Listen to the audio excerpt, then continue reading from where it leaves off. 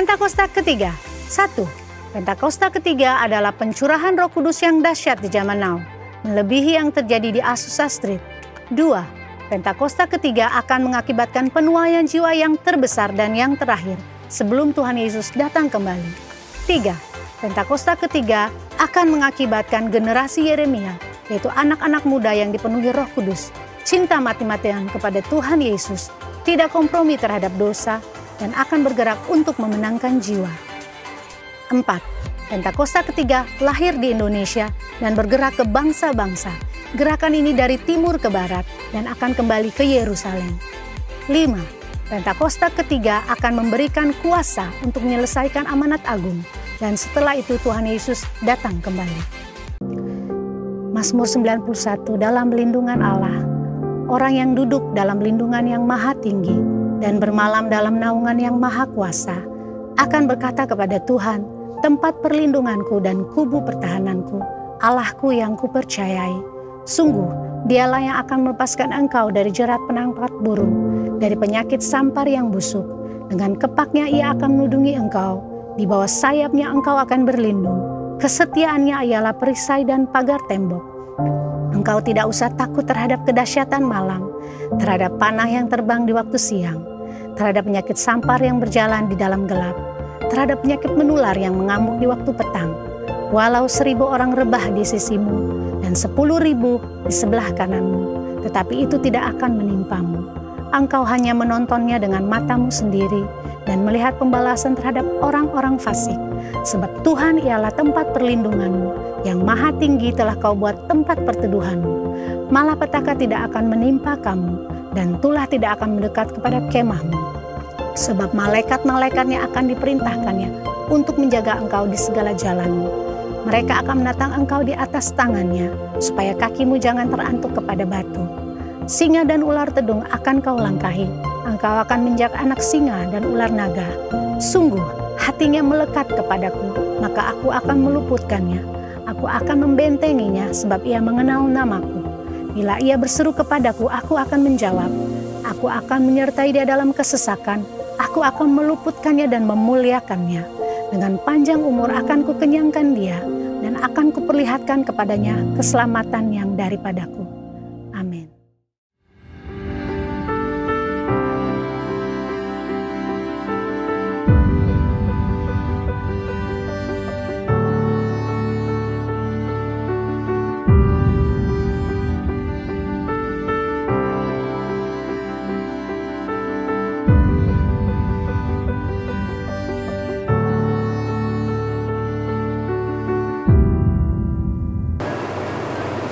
Shalom, jemaat-jemaat yang dikasih Tuhan. Selamat hari Minggu. Selamat bergabung dalam ibadah online GB House of Praise dan GB Widuri. Hari ini, firman Tuhan akan dibawakan oleh Pastor Ricky Jaja. Mari kita siapkan hati kita untuk memuji nama Tuhan serta mendengarkan firman Tuhan lebih dalam lagi. Selamat hari Minggu, God bless you all. Haleluya, shalom jemaat Tuhan, GB House of Praise dan GB Widuri. Apa kabar semuanya? Pasti dahsyat luar biasa. Katakan amin. Mari kita datang memuji Tuhan. Kita mau tinggikan Dia, sebab hanya Tuhanlah sumber kekuatan kita. Wow, haleluya. Mari sama-sama katakan. Hanya Kau milikku di surga. Tiada yang ku ingini di bumi, hanya Kau. Tak ku andalkan, tak ku andalkan kekuatanku. Namun yang pasti Kau tetap selamanya Allah sumber kuatku, Allah sumber kuatku, Allah sumber kuatku dan bagianku selamanya, selamanya. Yang percaya katakan amin. Oh, hanya Kau milikku di surga. Tiada yang ku ingin, tiada yang ku ingin di bumi, hanya Kau. Tak ku andalkan, tak ku andalkan kekuatanku. Namun yang pasti Kau tetap selamanya. Oh, Allah sumber kuatku, Allah sumber kuatku, Allah sumber kuatku dan bagianku sama. Allah sumber kuatku, amin. Allah sumber kuatku, oh Allah sumber kuatku dan bagianku selamanya, selamanya. Mari bertepuk tangan bagi Tuhan, sebab hanya Dialah kekuatan kita.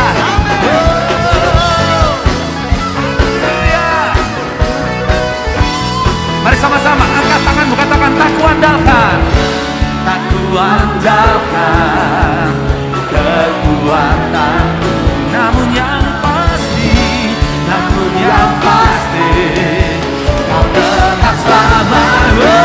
Oh, Allah sumber kuatku, amin. Allah sumber kuatku, Allah sumber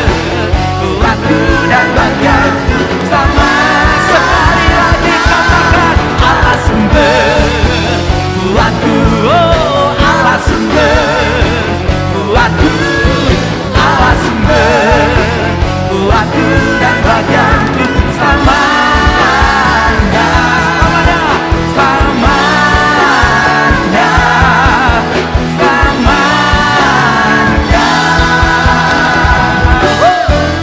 selamanya.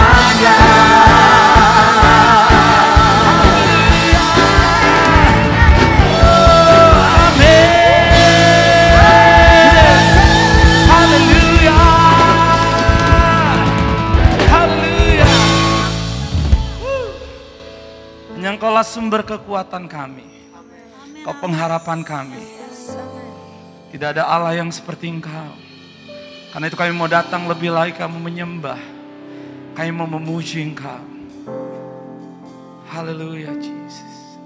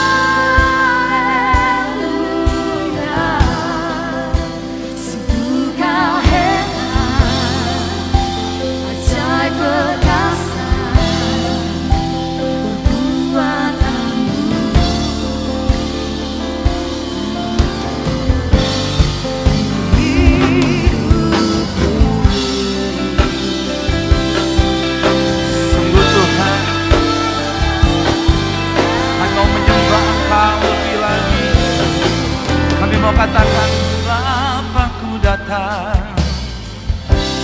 Bapakku datang, menyembahmu di sini. Ku percayakan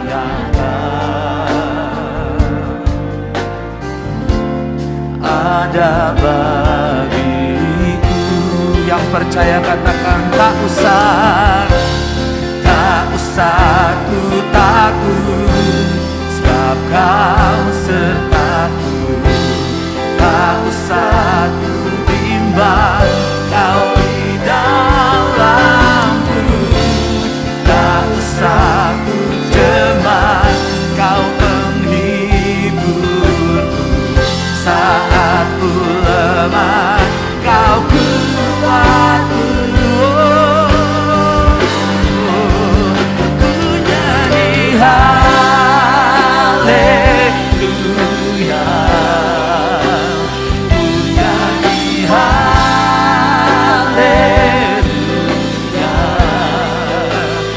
sungguh kau hebat, ajaib perkasa, perbuatanmu nyanyi haleluya, ku nyanyi haleluya,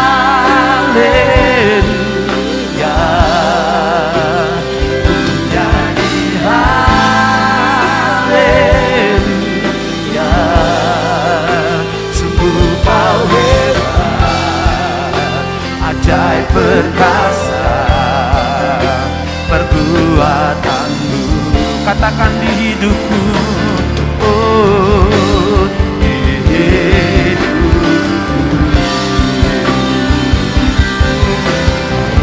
oh ku nyanyi haleluya, nyanyi haleluya, amin Tuhan, sungguh kau hebat, ajaib perkasa, perbuatanmu, ku nyanyikan haleluya, ku nyanyi haleluya, ku nyanyi haleluya,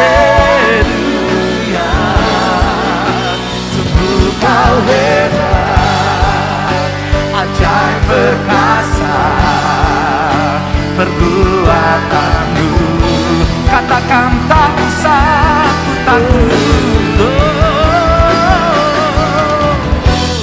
tak usah ku takut, sebab kau sertaku, tak usah ku bimbang, kau di dalamku, tak usah ku cemas, kau penghiburku, saat ku lemah, kau yang percaya katakan tak usah ku takut, oh tak usah ku takut, kami tidak akan pernah takut, sebab Engkau selalu beserta kami Tuhan.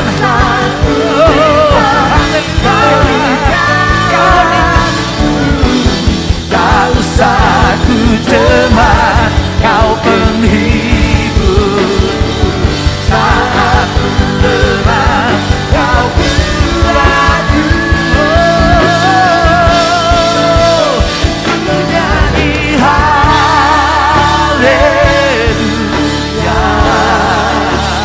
ku nyanyi haleluya,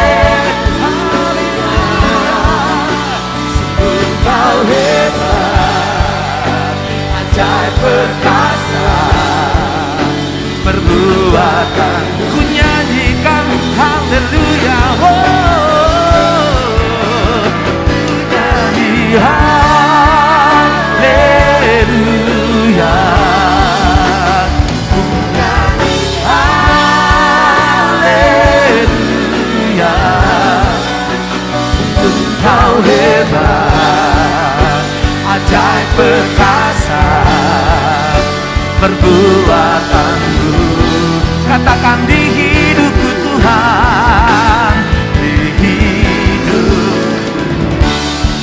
oh, sembah Dia, kami nyanyikan haleluya, menyembahmu, oh haleluya, kami berdoa bagimu, kami berdoa bagimu.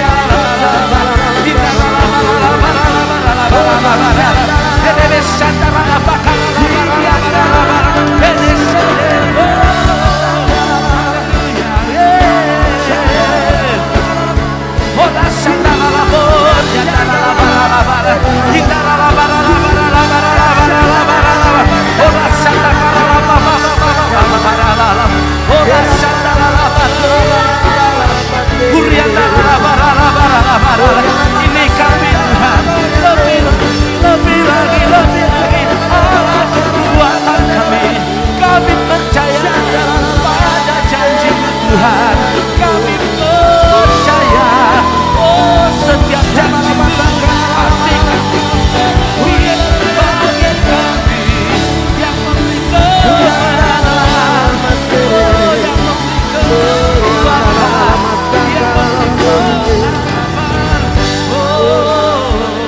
haleluya.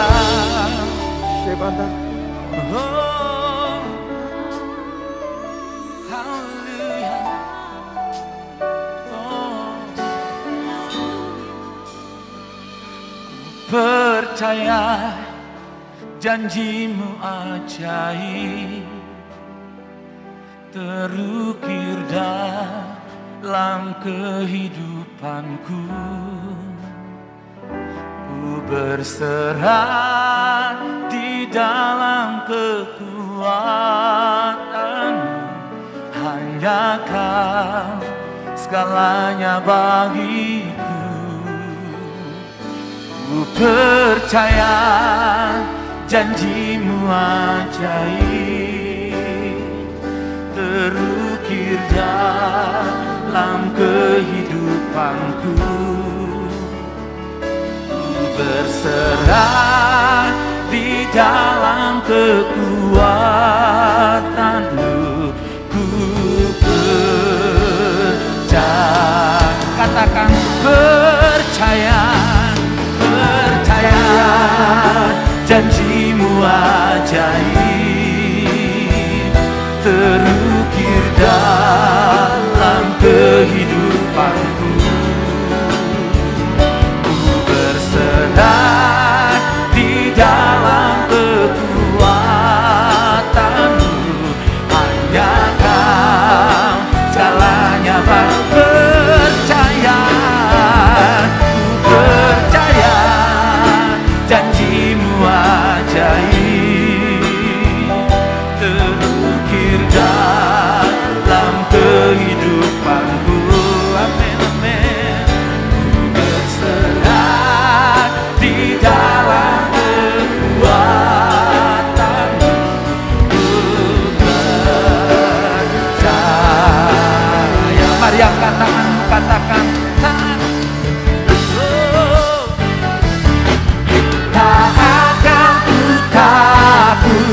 tak akan ku gentar.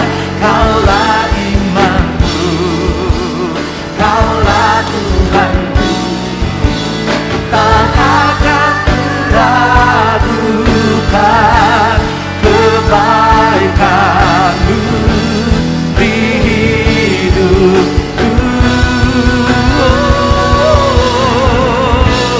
Ku percaya janjimu ajaib, terukir dalam kehidupanku. Ku berserah di dalam kekuatanmu, hanya Kau segalanya percaya. Ku percaya janjimu ajaib, amin, terukir dalam kehidupanku. Ku berserah berserah di dalam kekuatan-Mu.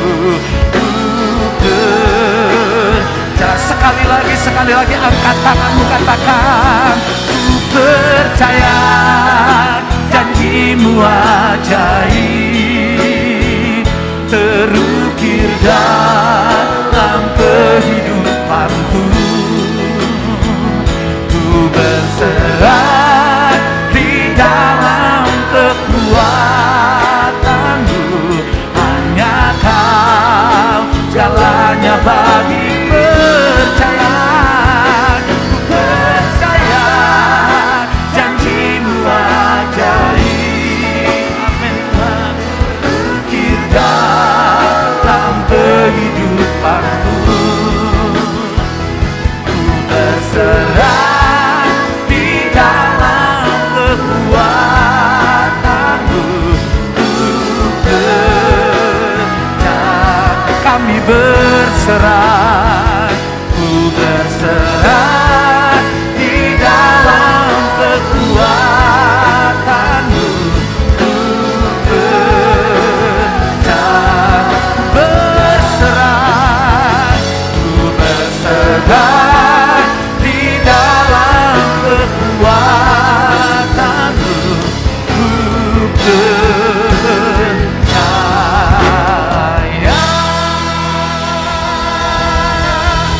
Haleluya, haleluya, haleluya.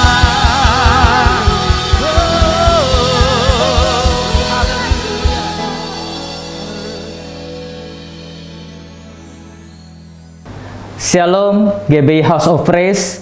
Terima kasih buat Pak Suhana yang telah memberikan kesempatan kepada saya untuk menyampaikan firman pada hari ini di tengah-tengah kebaktian Bapak dan Ibu.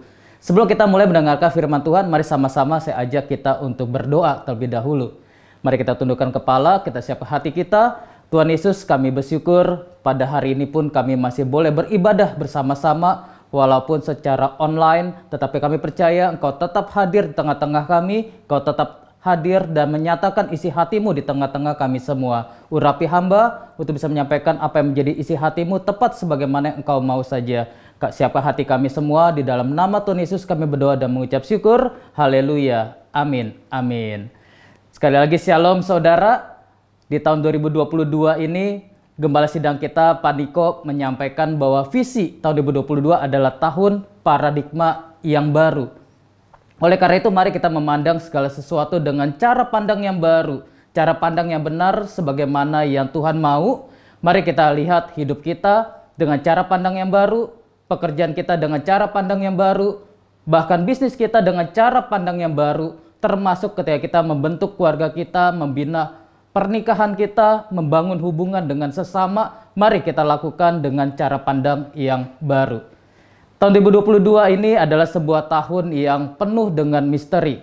Kita tidak pernah tahu apa yang akan terjadi, apa yang akan kita alami, karena apa yang dulu kita pikir cepat, ternyata tidak secepat yang kita bayangkan. Contohnya pandemi, kita pikir akan cepat berlalu, tapi sampai dengan sekarang, kalau kita mau jujur, kita masih belum bisa melihat akhir daripada pandemi. Bahkan kapan pandemi berubah menjadi endemi, kita juga masih belum tahu dan bertanya-tanya. Apa yang dulu kita pikir lambat, ternyata sekarang kita lihat begitu cepat, luar biasa. Contohnya apa? Teknologi. Kita lihat bagaimana teknologi yang dulu kita pikir hanya ada dalam angan-angan, hanya ada dalam impian, sekarang mulai terwujud satu demi satu. Dan kita bertanya-tanya apalagi yang akan terjadi di ke depan yang kita akan alami di tahun 2022 ini. Oleh karena itu saudara, kalau kita mau jujur, kita sungguh-sungguh butuh yang namanya hikmat daripada Tuhan. Oleh karena itu saya mau sharingkan, berikan judul khotbah saya pada siang hari ini adalah hikmat dari Tuhan. Saudara, tentunya kita merindukan, kita punya sebuah gagasan yang datang dalam hidup kita, pencerahan dalam hidup kita, yang tentunya kita rindu itu berasal daripada Tuhan. Itulah hikmat daripada Tuhan. Mari kita buka Yakobus pasal yang ketiga, ayat yang ke-13 kita akan baca sampai dengan ayat yang ke-17. Yakobus pasal 3, ayat yang ke-13 sampai dengan ayat yang ke-17. Demikianlah firman Tuhan, ayat yang ke-13. Siapakah di antara kamu yang bijak dan berbudi?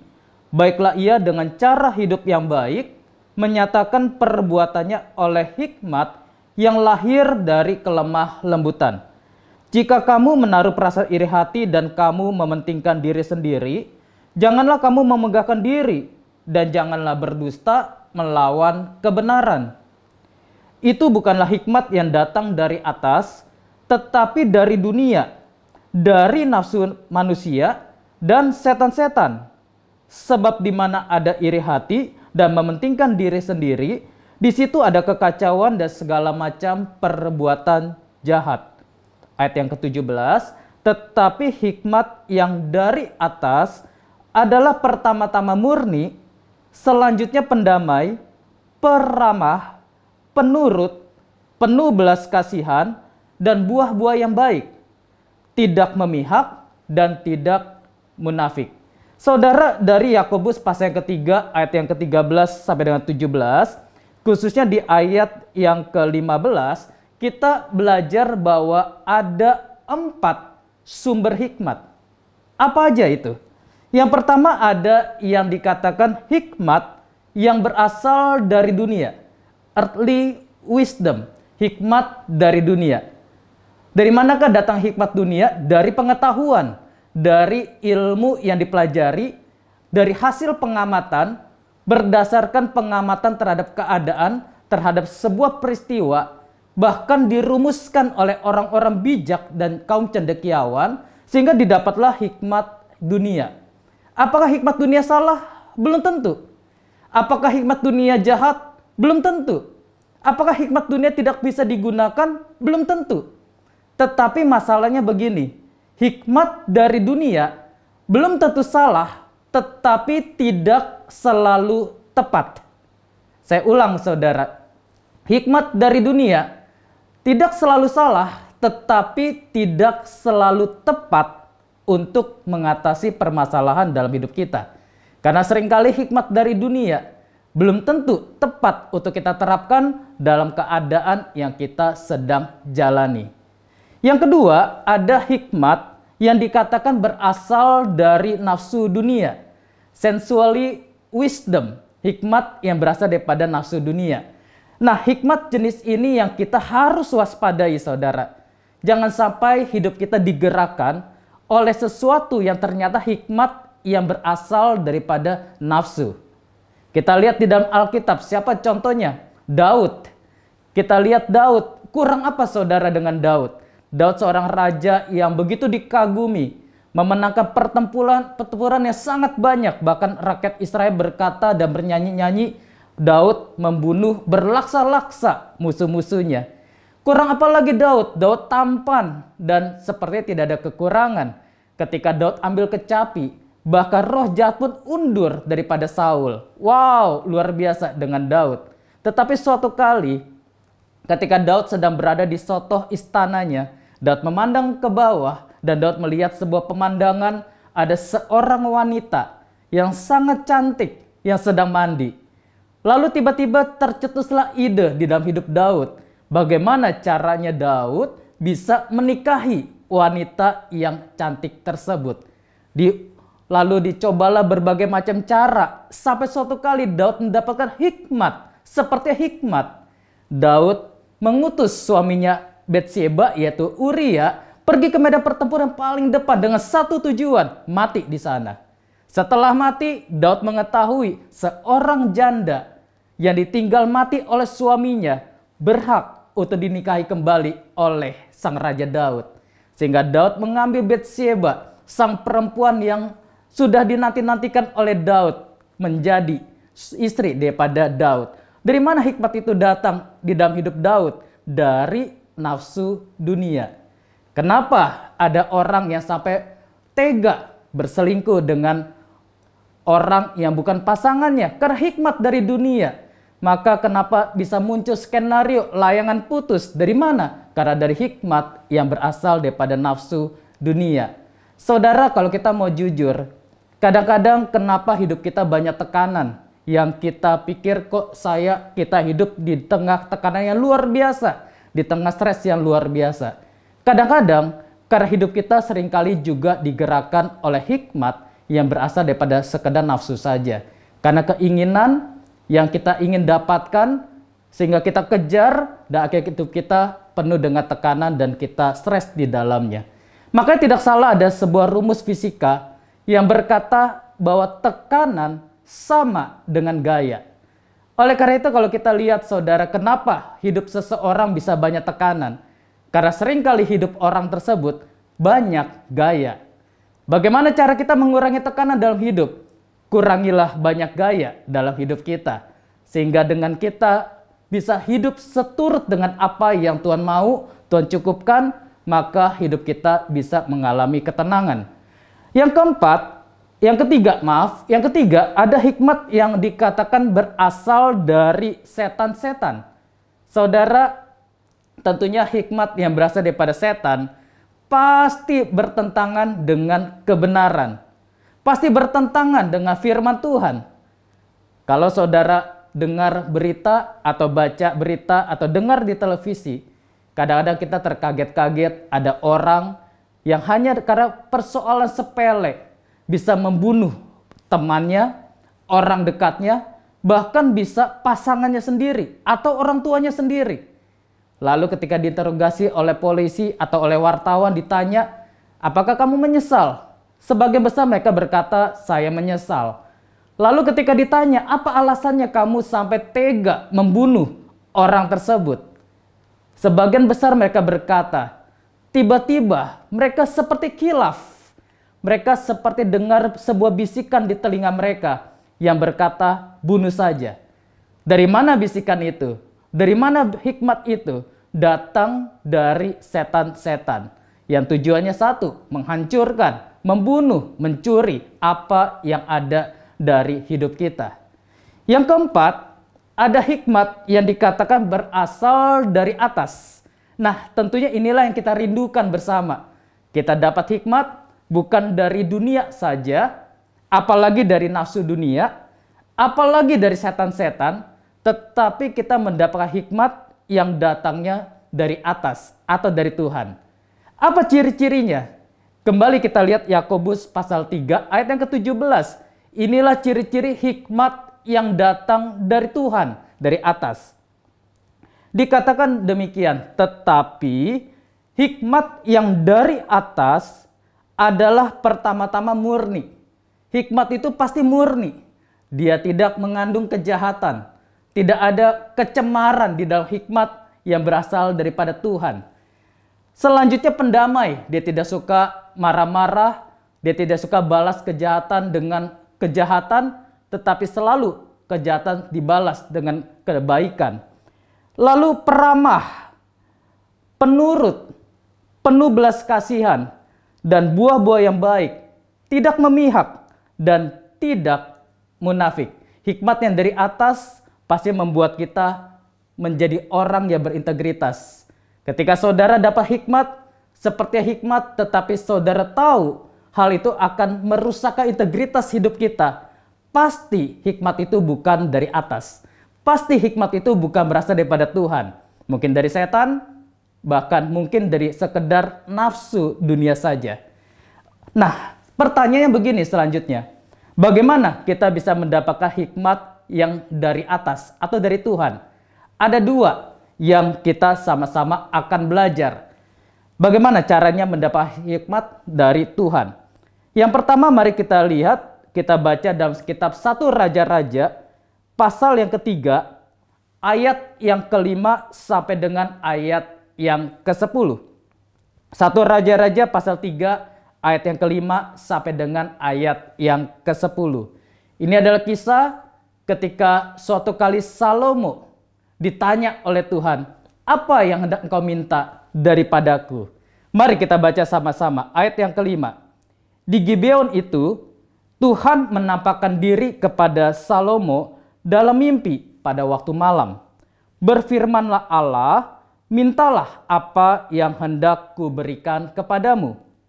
Ayat yang ke-6, lalu Salomo berkata, Engkaulah yang telah menunjukkan kasih setiamu yang besar kepada hambamu Daud ayahku, sebab ia hidup di hadapanmu dengan setia, benar dan jujur terhadap engkau.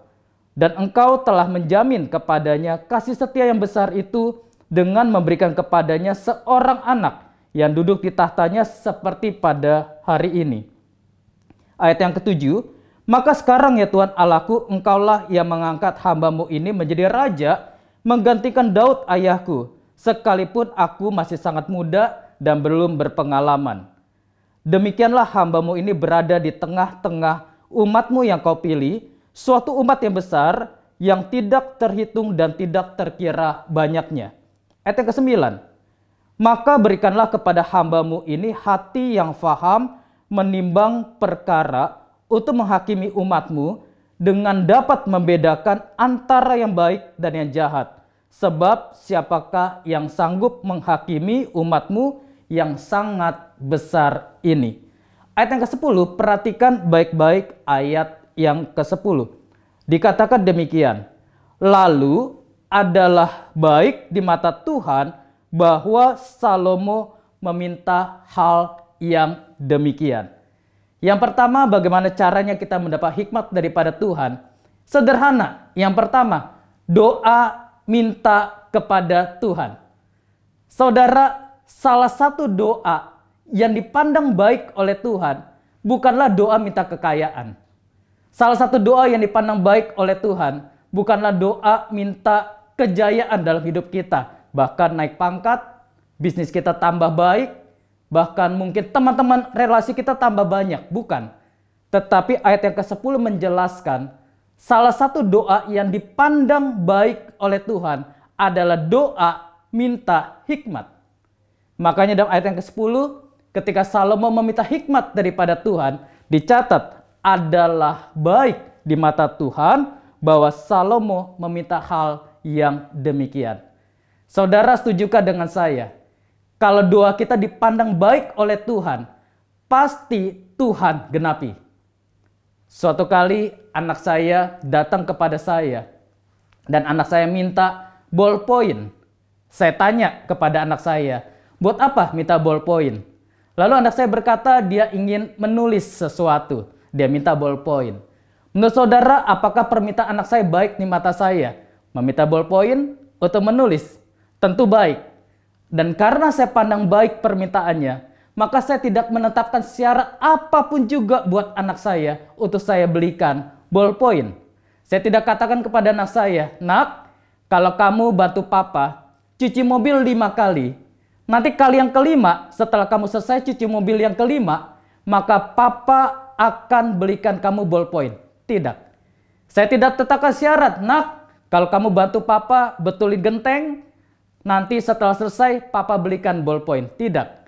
Karena saya pandang baik sesuai dengan apa yang dibutuhkan oleh anak saya, ballpoint untuk menulis, maka saya memberikan ballpoint tersebut kepada anak saya tanpa syarat apapun juga.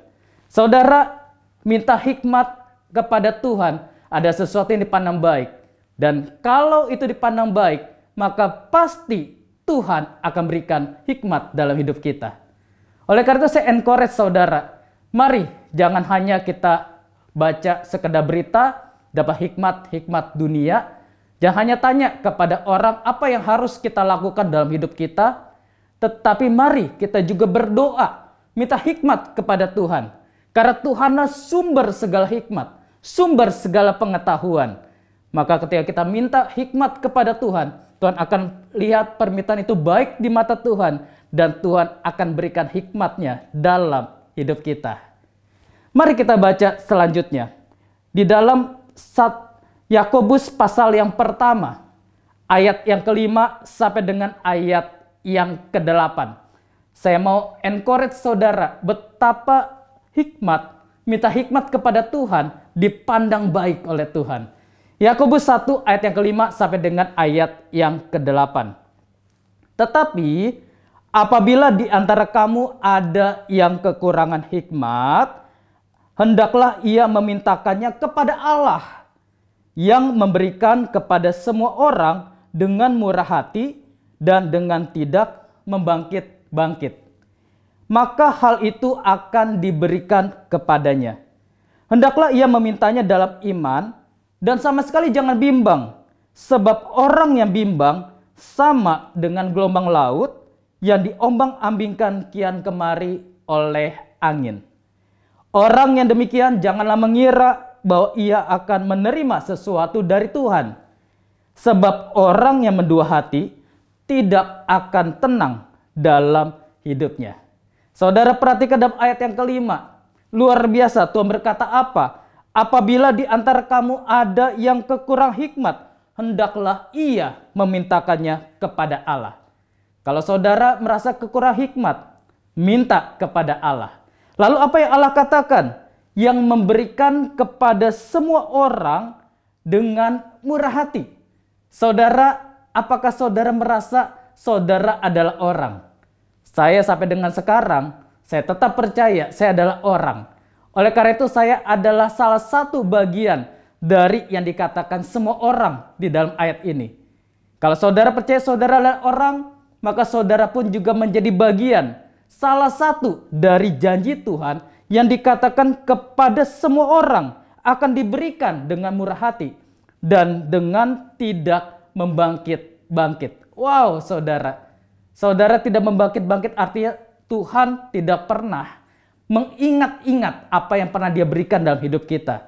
Kalau dia kasih hikmat, dia tidak akan membangkit-bangkitkannya karena dia sudah pernah memberikan hikmat dalam hidup kita. Kalau saudara baca dalam kisah hidup Salomo, di akhir hidup Salomo, Salomo meninggalkan jalannya Tuhan, beribadah kepada ilah-ilah yang dibawa oleh istri-istrinya. Tetapi ketika Salomo jatuh dalam dosa pun, Allah tidak pernah berkata kepada Salomo, Salomo, kenapa engkau sampai jatuh dalam dosa? Pada aku sudah berikan kamu hikmat. Tuhan tidak membangkit-bangkitkan apa yang pernah dia berikan dalam hidup Salomo, termasuk hikmat. Kadang-kadang kalau kita mau jujur, saudara, kita sebagai manusia, kalau kita berikan sesuatu kepada seseorang, kadang-kadang kita ingat-ingat. Kadang-kadang kita membangkit-bangkitkannya. Kamu lupa ya, saya kan pernah tolong kamu dulu seperti ini. Kamu lupa ya, saya pernah bantu kamu loh pada waktu kamu sedang susah. Tetapi Allah beda dengan manusia. Ketika Allah memberikan hikmat, Allah dengan murah hati dan tidak membangkit-bangkitkan.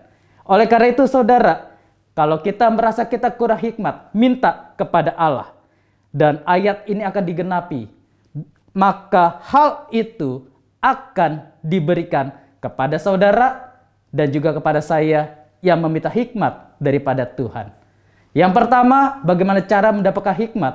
Doa, minta hikmat kepada Tuhan. Yang kedua, bagaimana caranya kita mendapatkan hikmat daripada Tuhan? Mari kita belajar dari seorang Yesus. Bagaimana Yesus ketika lahir sebagai manusia, Yesus bertumbuh, bertambah besar di bawah pengasuhan ayah dan ibunya Yusuf dan Maria.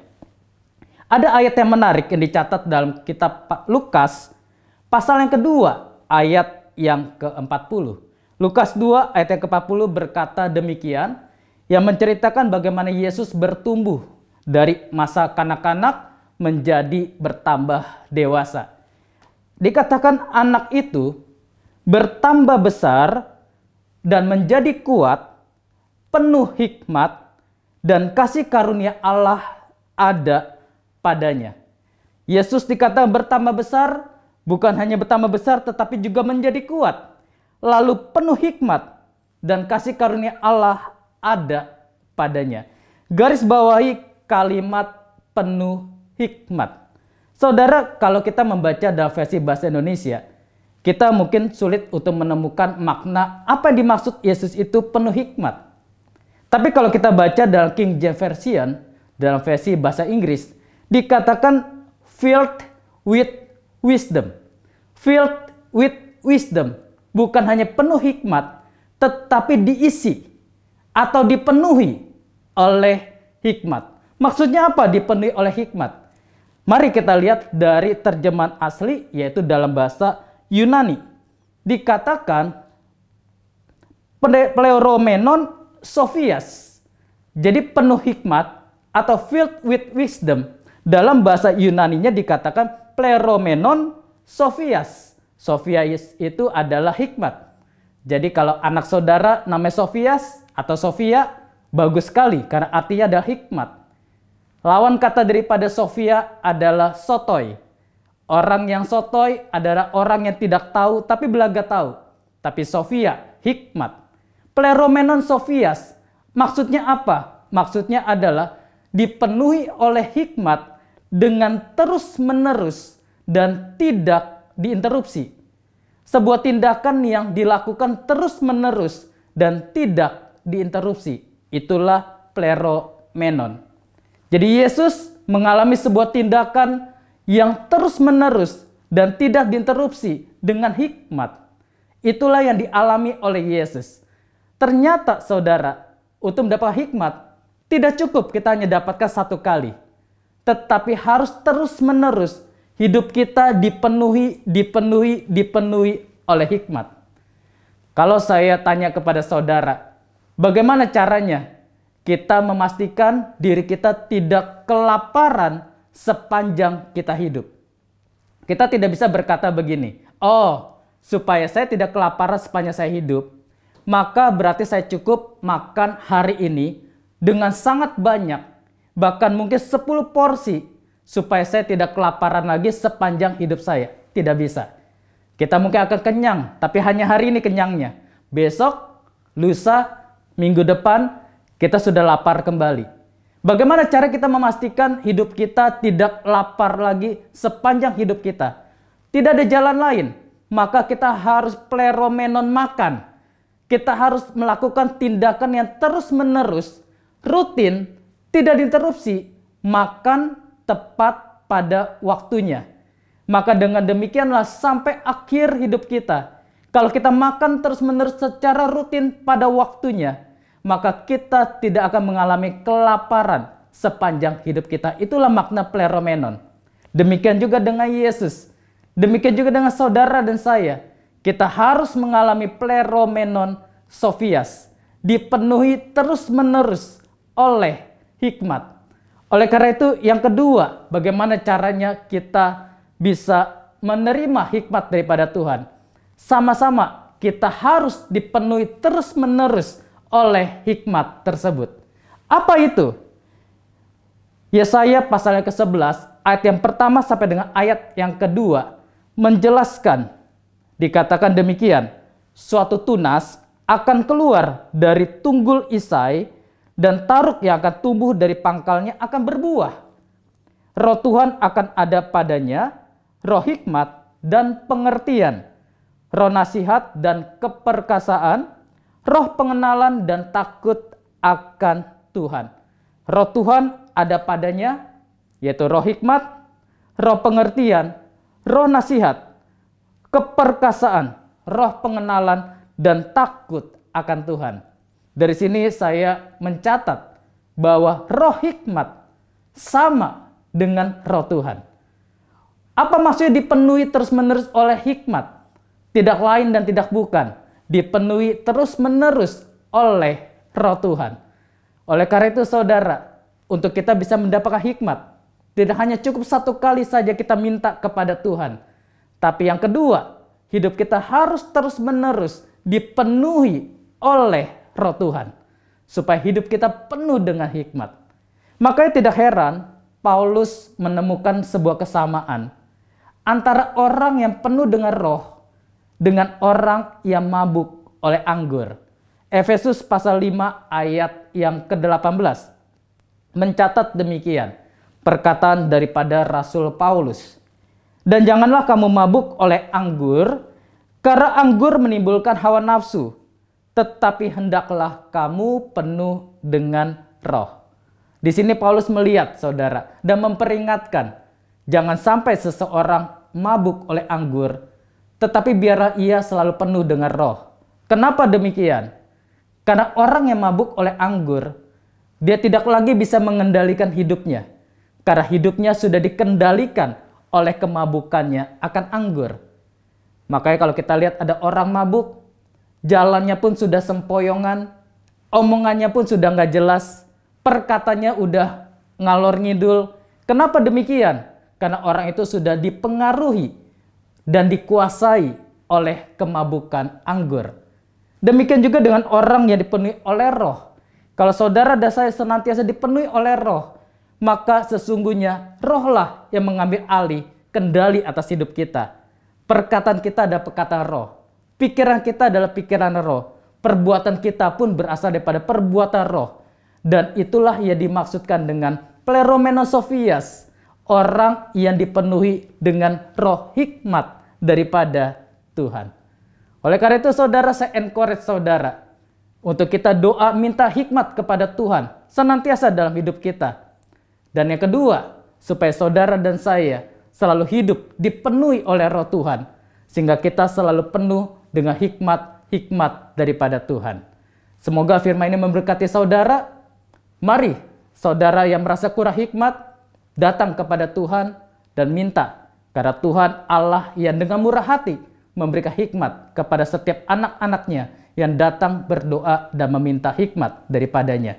Mari kita tundukkan kepala, kita akan berdoa. Tuhan Yesus, kami bersyukur buat firman kebenaran yang boleh kami dengarkan di ibadah online pada hari ini. Kami percaya firman-Mu tidak pernah kembali dengan sia-sia, tapi ada kekuatan yang baru, pengharapan yang baru yang Kau berikan buat kami, bahkan hikmat yang Kau turunkan buat setiap daripada kami yang mendengarkan perkataan yang berasal daripada Roh. Kami bersyukur Tuhan dan kami berdoa agar setiap kami semua dipenuhi oleh hikmat yang berasal daripada Engkau. Hidup kami senantiasa dipenuhi oleh Roh-Mu sendiri Tuhan, sehingga kami tidak menyimpang ke kiri dan ke kanan. Kami boleh tetap ada dalam jalan-Mu, dalam kebenaran-Mu, dan dalam rencana-Mu saja Tuhan. Tuhan, hamba-Mu berdoa buat setiap yang menyaksikan ibadah ini secara online, dimanapun anak-anak-Mu berada, hamba-Mu berdoa Tuhan, berikan hikmat yang berasal daripada Engkau di tengah-tengah permasalahan yang sedang mereka gumuli. Apapun yang mereka sedang cari jawabannya, kami percaya Tuhan, hikmat yang berasal daripada Engkau lah jawaban yang terbaik buat setiap anak-anak-Mu Tuhan.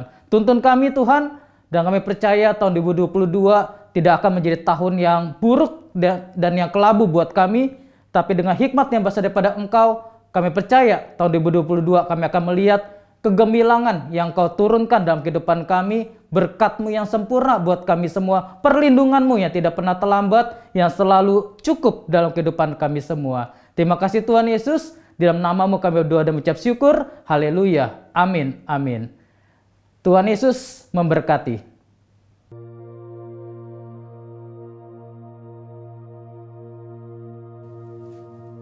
Shalom saudara, saya yakin kita semua umat Tuhan di GBI Jalan Gatot Subroto sudah menerima pesan Tuhan bahwa tahun 2022 ini adalah tahun paradigma yang baru atau the year of a new paradigm. Kali ini kita akan sama-sama membahas tentang paradigma baru dalam 7 gunung. Namun sebelum itu, mari sama-sama kita pahami arti dari paradigma itu sendiri. Paradigma menurut Kamus Besar Bahasa Indonesia berarti suatu model atau contoh yang juga berarti kerangka berpikir. Setelah kita mengetahui arti kata paradigma, pasti timbul kembali pertanyaan dari dalam diri kita. Paradigma baru di dalam hal apa sajakah yang harus terjadi di dalam kehidupan kita sebagai orang percaya? Di dalam 2 Samuel pasal 6, kita membaca bagaimana Daud membawa tabut Allah yang melambangkan kehadiran Allah ke Yerusalem. Pada saat itu, Daud mengalami berbagai peristiwa yang mengubahkan paradigmanya dalam hal penyembahan kepada Allah. Ibadah kepada Tuhan dijadikan sebagai prioritas paling utama di Israel dan kota Yerusalem, tempat tabut Tuhan berada menjadi pusat penyembahan sekaligus ibu kota Israel. Perubahan paradigma di dalam penyembahan kepada Tuhan ini dapat menjadi suatu acuan bahwa perubahan paradigma pun dapat terjadi di segala aspek kehidupan orang percaya. Apabila kita baca di awal penciptaan, Tuhan menciptakan manusia segambar dan serupa dengan Allah agar manusia dapat menguasai dan mengelola Taman Eden sambil menikmati hubungan yang intim dengan Allah. Hal ini dikenal dengan creation mandate atau mandat penciptaan. Dengan adanya mandat ini, manusia secara khusus orang percaya diperintahkan untuk menguasai bidang-bidang kehidupan dengan cara memberikan dampak sosial di bumi ini.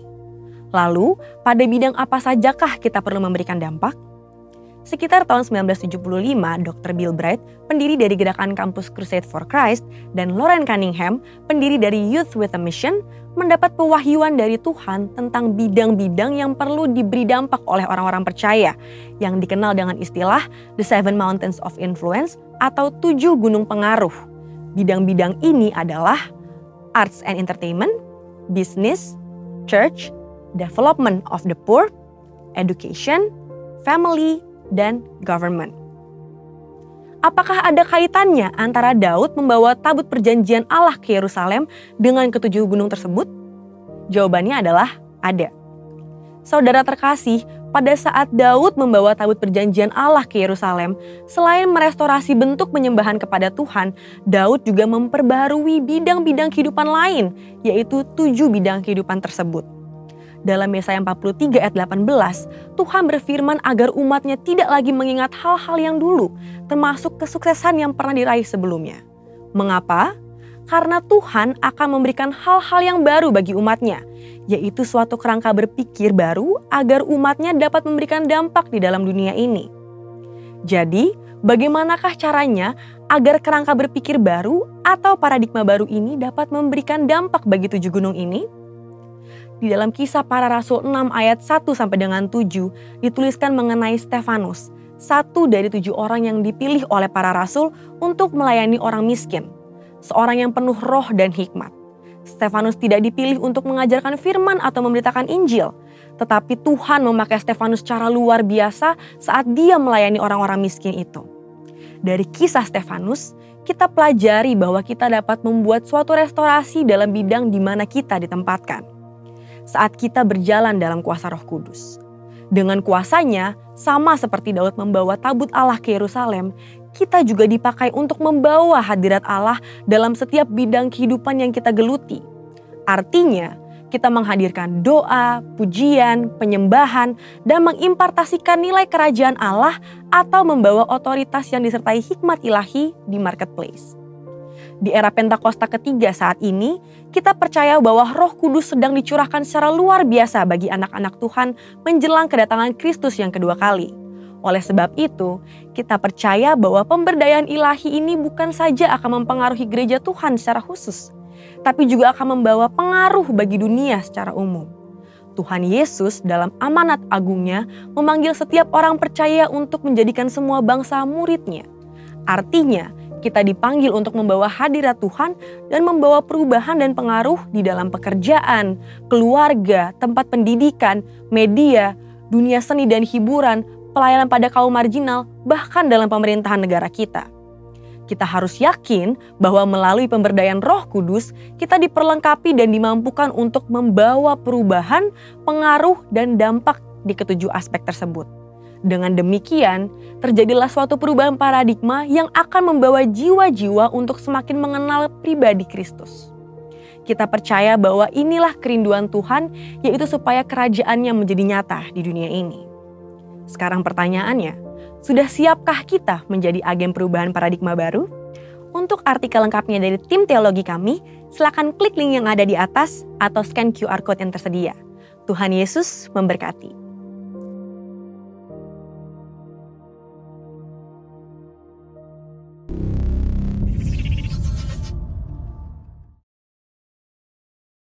Mari Bapak Ibu Saudara, kita angkat kedua tangan kita untuk menerima berkat. Kira labaya shika labaya sanda, kura labaya shika labaya sande. Diberkatilah keluar masukmu, diberkatilah engkau di kota, diberkatilah bakul nasimu, diberkatilah buah tanganmu. Apapun yang engkau lakukan berhasil untuk kemuliaan bagi nama Tuhan Yesus. Kasih karunia alam palimpah, berkat damai sukacita, kesehatan, kesembuhan, kelepasan dari Allah Bapa di dalam anak yang tunggal Tuhan Yesus Kristus dan persekutuan manis Roh Kudus menyertai saudara-saudari sekalian dari saat ini sampai Maranatha. Mari yang percaya sudah berkati, sama-sama kita katakan amin.